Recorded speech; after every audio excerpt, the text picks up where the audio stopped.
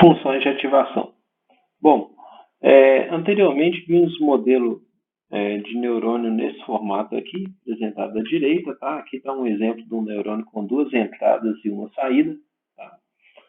Em que a gente calcula a saída desse neurônio, como está mostrado aqui nessa equação de baixo. Deixa eu fazer um quadrado mais reto, tá? Primeiro, a gente calcula V, que são as entradas ponderadas mais um termo B, tá? E depois a gente calcula a saída passando V por uma função de ativação que é representada aqui por φ de V. Tá? Então, esses são os dois passos para calcular cada neurônio. Lembrando que esses passos estamos considerando V, tanto V como X, como vetores. Tá? Então, tá uma representação vetorial. Então, iremos calcular, considerar essa implementação para falar um pouco de funções de ativação, que é basicamente essa função φ aqui. A gente vai falar quais são. O objetivo dessa aula aqui é falar das principais funções de ativação utilizadas e um pouco das características de cada uma delas. Tá? Só um ajuste nessa notação que farei é não escrever Y chapéu para a saída do neurônio. No lugar disso, vou escrever A, tá? No lugar de Y chapéu. A gente vai escrever o valor de A e da mesma forma aqui embaixo. Ao invés de escrever Y chapéu, vou escrever que A é igual a φ de V. Tá? Então, só escrevendo melhor aqui embaixo, a gente vai escrever que A é igual a φ de V. Tá? O motivo de fazer isso é que muitas vezes a gente vai utilizar neurônios em cascata com outros neurônios. Tá? Então, muitas vezes a saída de um neurônio não será a saída da rede neural, mas será a entrada do próximo. Tá? Então, a gente não vai chamar de Y chapéu para dar uma generalização maior, a gente vai chamar de A. Tá? Então, A igual a φ de V. E o objetivo de hoje é estudar as diferentes funções de ativação que pode ser utilizada como função φ aí. Tá? Então, do lado esquerdo aqui da tela, vocês estão vendo as principais funções de ativação. Tá? Tá uma lista aqui, a gente vai ver um pouco de cada uma delas e as principais características. Tá? Vimos que para a implementação do gradiente descendente, o algoritmo de treinamento, de aprendizagem da rede neural, é interessante calcularmos a derivada. Então, um aspecto que falaremos aqui é a derivada de φ de V com relação a V, tá? De cada uma dessas funções. Ou, similarmente, dA dV. Tá? Então, analisar a derivada dessas funções de ativação também será interessante e faremos isso nesse vídeo. Tá? Então, a primeira função de ativação é a função linear. Tá? A função linear é basicamente calcular A igual a V. É uma função, você vê que é linear, o que entra é o que sai. Tá? E essa função de ativação, ela vai ter uma cara, a gente vai desenhar nesses gráficos aqui, nesses eixos que está aqui à direita, sempre no eixo horizontal, vou colocar a variável V, tá? No eixo horizontal desses gráficos, e no eixo vertical, escreveremos a variável A. Tá? Então, a função de ativação linear, ela tem a cara de uma reta que passa pela origem. Tá? Essa reta passa pela origem de V. Estou desenhando a reta aqui. E a inclinação dessa reta é constante igual a 1. Então, se a gente calcular dA dV, isso é constante igual a 1. Tá? É basicamente derivar essa equação aqui, né, com relação a V. Então, isso é igual a 1. Se a gente for desenhar esse gráfico aqui, DADV, a gente pode desenhar isso no gráfico vou desenhar no mesmo gráfico aqui, tá? É uma constante igual a 1. É uma constante igual a 1. Então, a derivada da função de ativação linear é sempre igual a 1. Que é a inclinação da reta, né? Bom, a função de ativação linear, ela não é utilizada em camadas escondidas, em camadas intermediárias da rede neural. Ela é utilizada somente na camada de saída. Ela tem algumas características interessantes. Por exemplo, a derivada é muito fácil de calcular, isso é bom, né? Para algoritmo de treinamento, isso é bom, a gente não gasta tanto tempo calculando a derivada. E ela não satura, ela não tem um valor máximo de atingir. O tanto que V crescer, se V crescer muito para lá, essa reta vai tendendo a infinito na mesma taxa. Né? E também acontece para V tendendo a menos infinito. Tá? A reta vai para menos infinito também, sem saturar no valor. Essa pode ser uma característica interessante para algumas implementações. Para algumas implementações, isso pode ser uma característica interessante. Tá? Por exemplo, quando a rede neural estiver representando grandezas físicas, por exemplo. Aí você tem, sei lá, alguma coisa relacionada à pressão e você quer estimar a vazão. Enfim, o tanto que a pressão crescer, a vazão vai crescer também junto e não vai ter necessariamente um limite máximo. Não vai saturar em algum valor. Né? Então, pode ser interessante em algumas aplicações. Bom, a segunda função de ativação é a função degrau. A função degrau, a gente viu ela no curso também, né? Que o A pode assumir dois valores. Vou colocar o valor 0 e 1 aqui, mas poderia ser menos 1 e 1, tá? Por exemplo. É 0 para V menor que 0 e 1 para V maior que 0. Eventualmente eu posso colocar um menor igual aqui, só para não termos problema. Bom, e a função degrau ela é usada para representar classes, né, categorias. Então, por exemplo, representando aqui no gráfico o A da função degrau, ele teria essa forma, ou o valor é 0 ou o valor é 1. Tá? Então, é binário, ele te dá uma saída categórica, né, usada para classificação, por exemplo.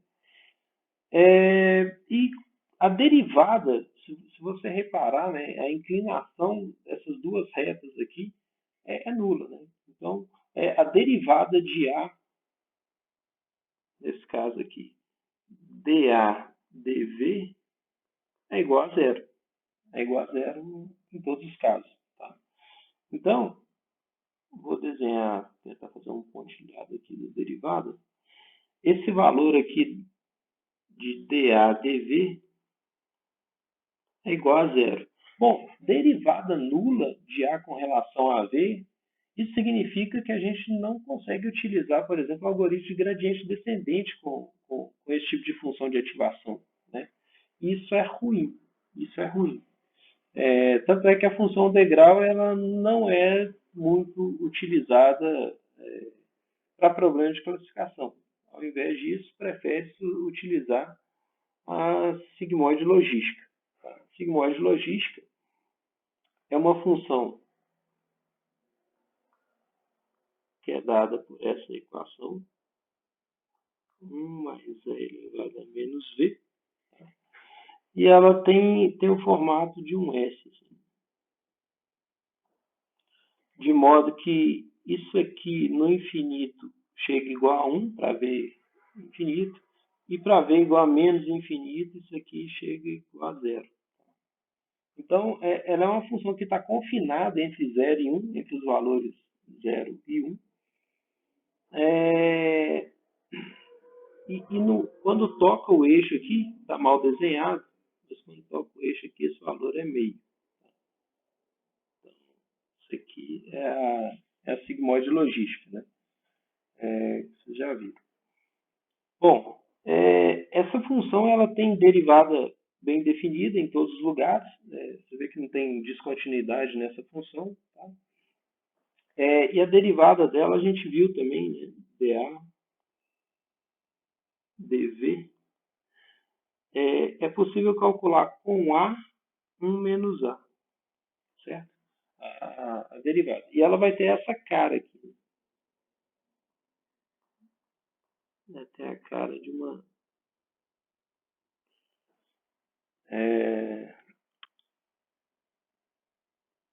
de uma gaussiana aqui. Isso aqui é DADV. Tá? Esse gráfico em azul. Tá?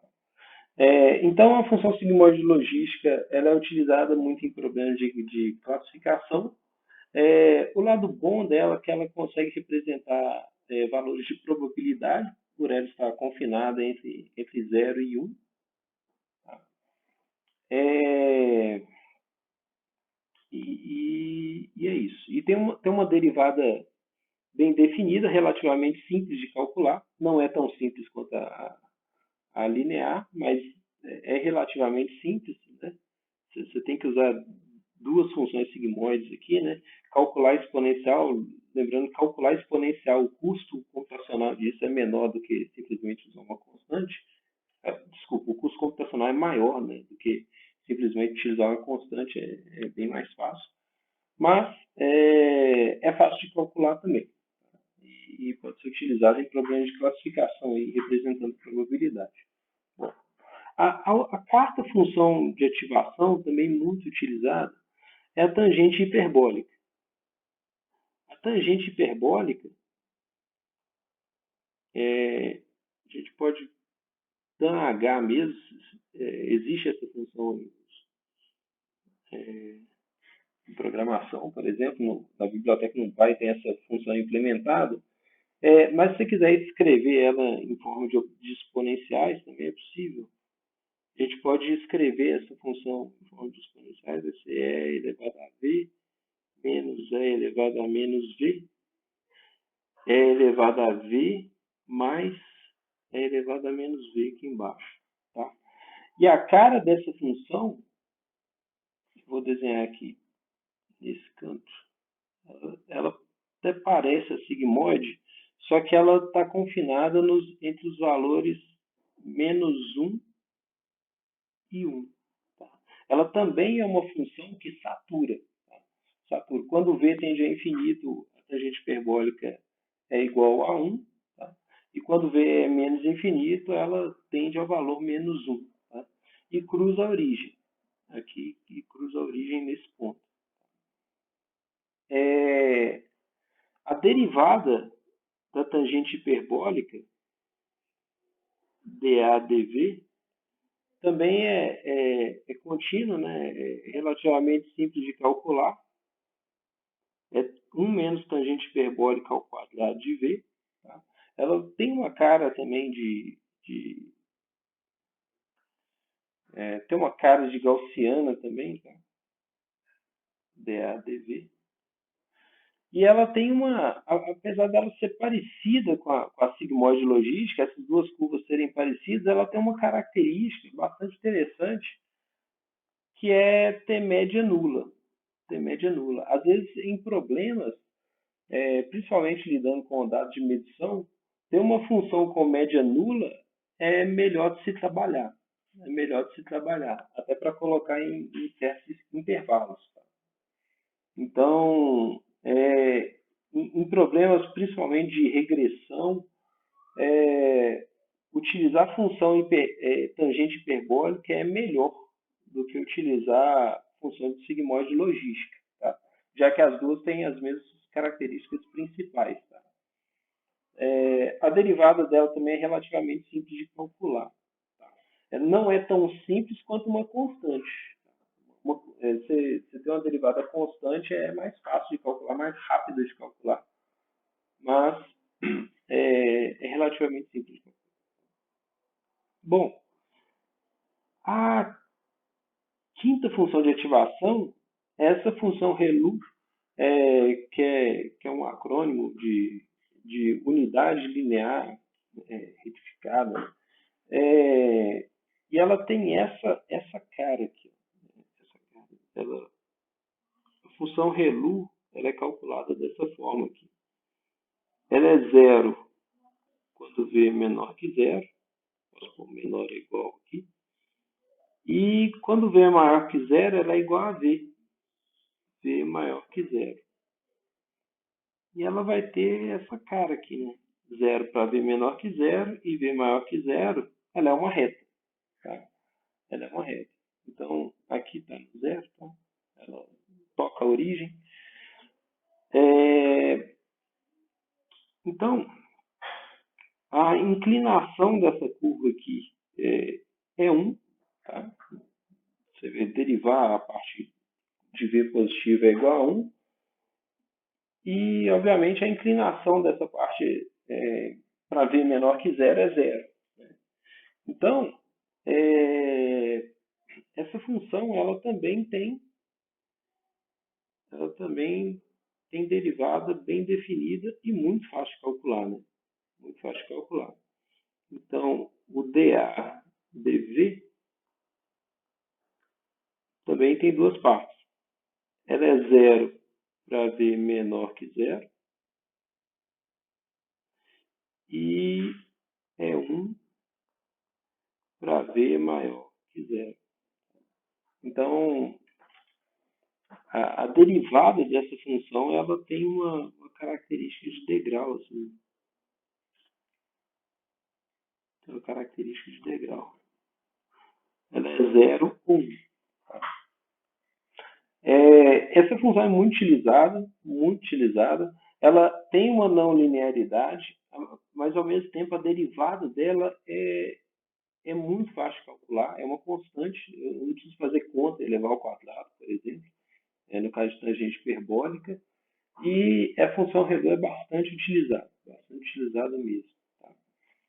Principalmente em implementações mais atuais, usando aprendizagem profunda. Então, e ela tem a característica também, esqueci de mencionar, que ela não satura. Né? Não satura para V positivo, só que ela satura para V negativo. Se V é negativo, ela começa em 0. Né? Ela nunca é negativa. Né? O valor de A aqui nunca será negativo. Tá?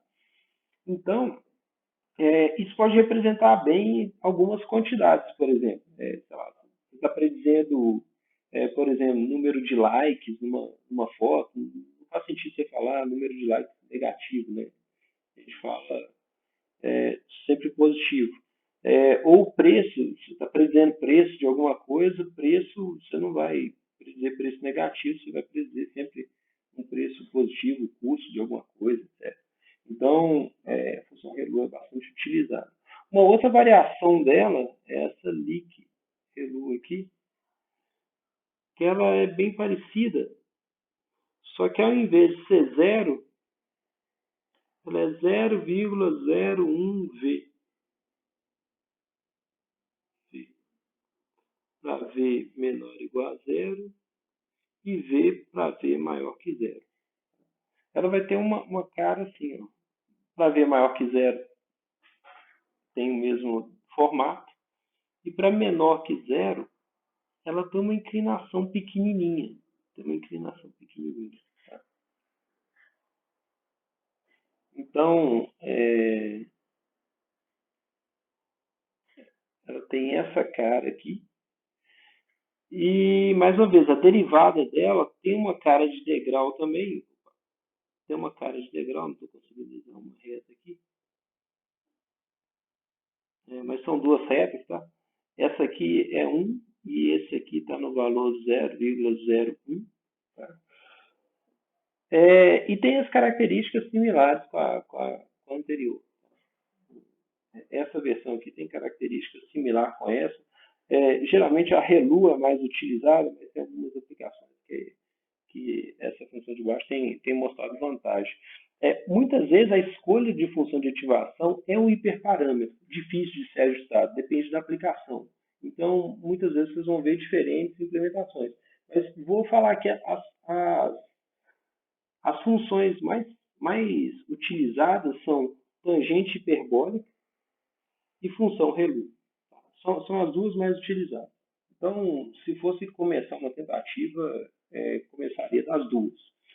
E aquele caso, se você não quer saturar a sua função de saída, nem negativamente, nem positivamente, sugiro utilizar na camada de saída a função de ativação linear.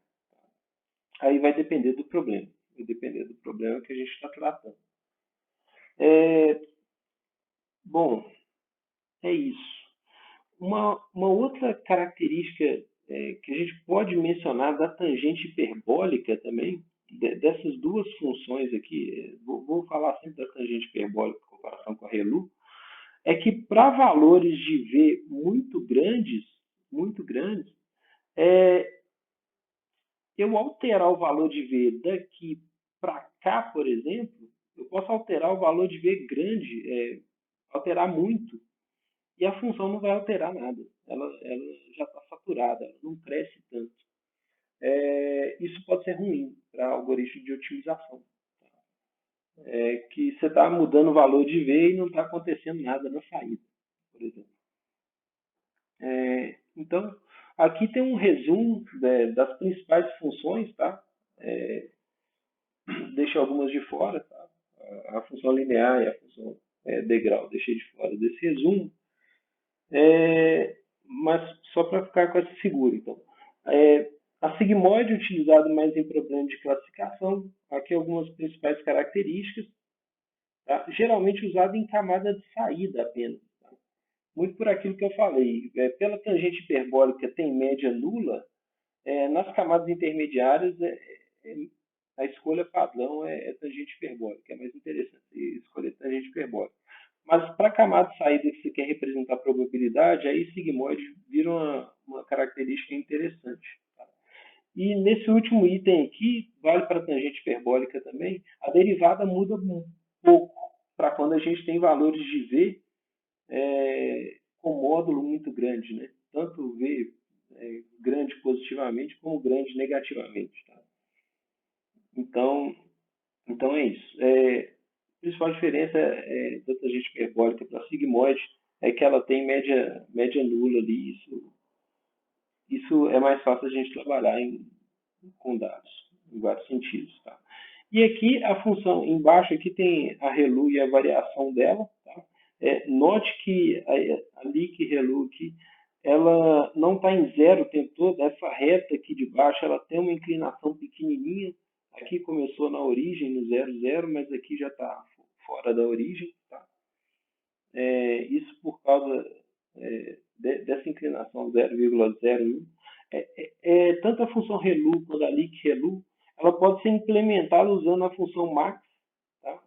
Se você reparar um pouco aqui, você consegue enxergar isso, que é possível implementar essa função tirando o máximo de 0 e V. Você vê que quando V for negativo, o máximo será 0, então ela vai saturar no 0 aqui. Então, é de fácil implementação e a derivada é muito simples e rápida de calcular das duas funções, tá? Tanto da ReLU quanto da leak ReLU. Tá?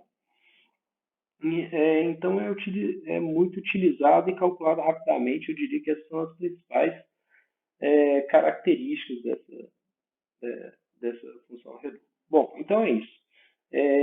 São essas as principais funções de ativação utilizadas em redes neurais.